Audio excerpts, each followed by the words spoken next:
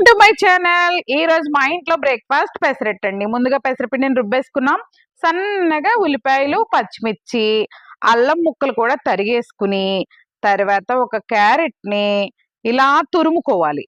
ఇవన్నీ చక్కగా తురుముకున్న వాటిని ఒక ప్లేట్ లోకి, కొత్తిమీర కూడా సన్నగా కట్ చేసేసుకోవాలి. ఇలా కత్తిరితో కట్ చేస్తున్నాను నేను. ప్లేట్ లోకి తీసేసుకుని కొంచెం అంత జీలకర్ర కూడా వేసుకుని ఇవన్నీ మిక్స్ చేసుకుని పక్కన పెట్టుకోవాలి.